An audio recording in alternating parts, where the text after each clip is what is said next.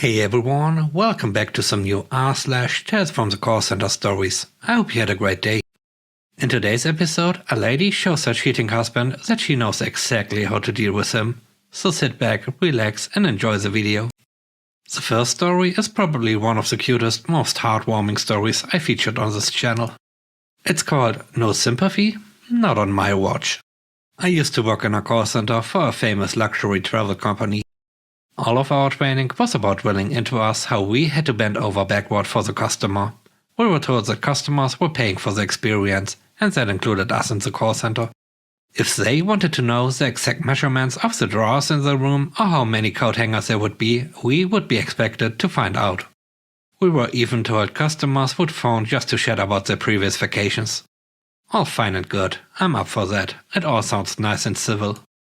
Then we go up onto the floor and answer the phones, and things get real. Turns out our line managers quickly let us know that our job was to answer the phone and get rid of the caller as soon as possible. If the caller wasn't buying a holiday from us, we were to get rid of them even faster. People with legitimate problems would call and they wouldn't lift a finger to help us find solutions. It was beyond frustrating. I actually had my line manager hit the disconnect on calls that she thought went on too long. Cue my phone call from a lovely old lady. She phones in and asks if she can postpone her holiday for 1 year. Her husband has just been diagnosed with bone cancer. He's going to get treatment and so they can't go, but she wants to book the holiday for next year as something to look forward to. I open up her information and find that it's a few days into the period of time that cancellations can't be made without us taking a bunch of money off them. In this case, over $10,000. I can't cancel it without a code being entered, which only line managers have. So I go to my line manager and ask her if we can help them. She says bluntly, no, tell them to claim it on their insurance. I go back to the lovely lady and tell her, making sure she knew it was my line manager being an idiot and not me, that she had to claim it on her insurance. She thanks me and goes away. The next day she calls again and asks to be put through to me. She says her insurance won't cover it because even though her husband didn't know he had bone cancer when they booked the holiday, they said it was a pre-existing condition for it to be so bad now. I go back to the line manager to beg again for her to input the code to postpone the vacation. But the line manager doesn't give a damn about the lovely old lady. She says, tell her she should have bought better insurance then. I go back to the lady and relay this jerk response. She's a sweetheart and says their insurance is with our company. So I go back to my line manager, who shrugs and goes about her day. So I concocted a plan. I go back to the lovely lady and I say, listen, I can look pretty cute when I make an effort. If you can phone back when my line manager is in a meeting or on a break, I can go over and ask another line manager, who's got a bit of an eye for me and doesn't know about your case, and hopefully get him to input his code. She is very grateful and phones up the next day, and I whisper, not yet, my line manager is here. She phones up the next day, and I whisper, please try again tomorrow, there's no meeting for my line manager today. Finally, after a few days of this, she phones up. She's been an absolute sweetie every call, and my line manager happens to be in a meeting. So I say, let's go for it. I pretty myself up a bit. I say, I'm putting my lipstick on now. And I walk over to the male line manager on the next team, and I say, oh, you have to help. I've just booked our holiday for a customer, but I got the dates wrong, and I meant to book it for next year, and it's within the final 90 days. So can you input your code because I screwed up? The male line manager, who is a nice guy, comes over, and I stand holding the computer monitor, hopefully not suspiciously, in a way that blocks him from seeing the date it was purchased. And he inputs the code, laughing at me for being a bit dizzy and getting the year wrong. And then he goes back to his team. I did it. Cue me back on the phone, whispering, the eagle has landed, we've done it. She was over the moon. I get her all booked in for the following year and send her on her way with all my love for her husband and herself. The next day, there's a lovely card mailed into the call center for me with a big thank you and an invitation to come to their house anytime I'm in that part of the country. In fact, we've exchanged Christmas cards ever since. I hated that job and I'm well out of it now, but I like to think that the daily hell of it was all worth it, just to be able to make a difference to this sweet lady. Well, this is the perfect customer service. I mean, I can understand that the manager just wanted to protect the numbers, as 10k is obviously a huge amount. But sometimes you just need people like this OP to save the day. The next story is called That's Not Enough. This happened when I was supporting the floor for a team taking calls for a large American cell phone company. The last agent on my team is taking their last call, and I'm just getting things ready to head out for the night around midnight. We are the last team to finish for the night. Then the agent comes to my cubicle with a look of absolute dread, immediate escalation.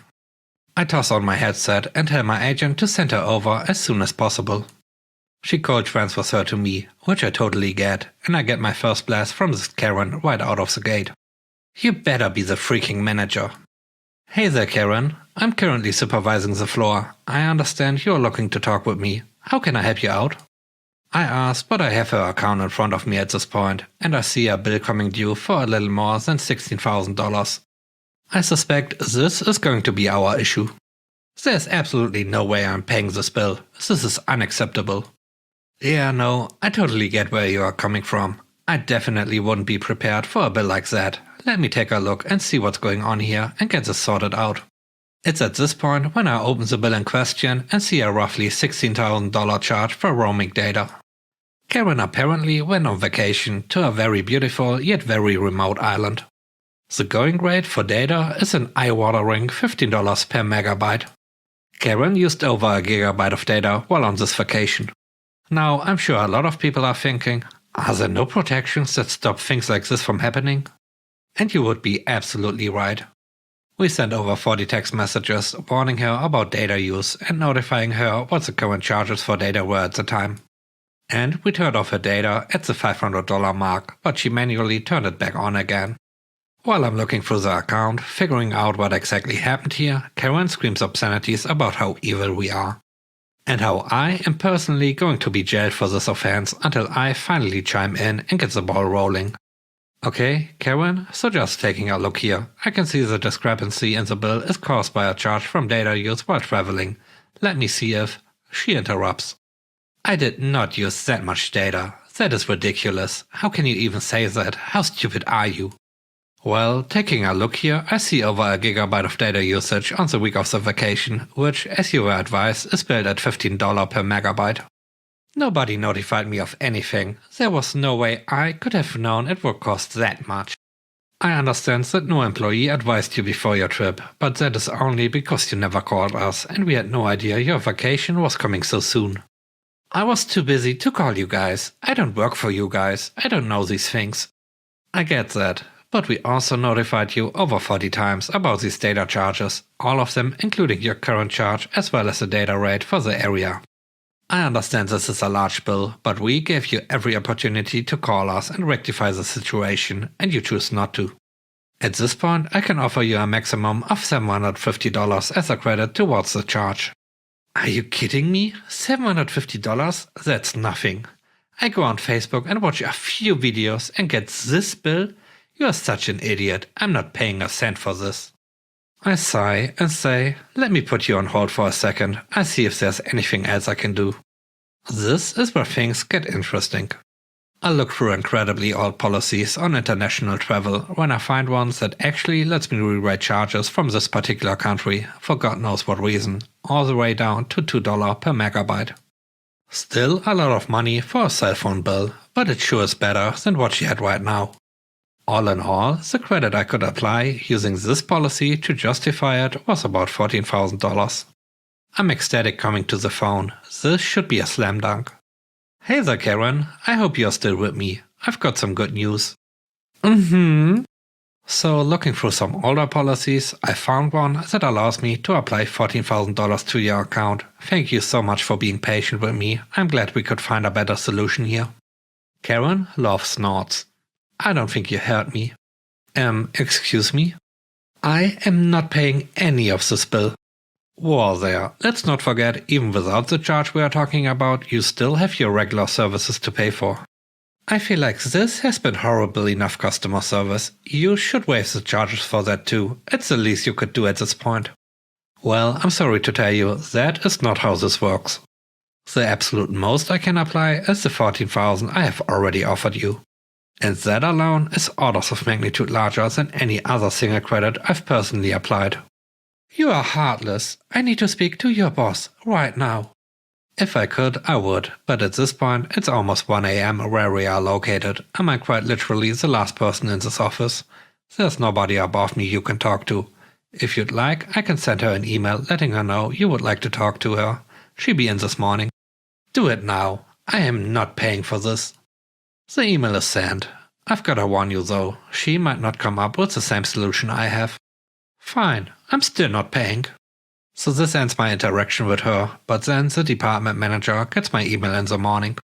I was thoroughly laying out the conversation the night prior, as well as my findings. My manager scrolls through the account quickly, laughs, then immediately puts on her headset and dials out to the customer. She very briefly and very sternly advised the customer that this was not the first time a mistake like this has happened on the account. And that due to these past interactions, the most she would offer was a $25 courtesy credit. Then she advised any further inquiries about this issue would be forwarded to the fraud department for them to review. What a badass. A part of me feels bad about it, but the overwhelming majority of me says screw that, she did so many things to deserve that. Yes, she absolutely deserves that. At first I thought, okay, she only has herself to blame after she activated the internet again. But with her doing it multiple times, I think she should actually be investigated for fraud. What do you think?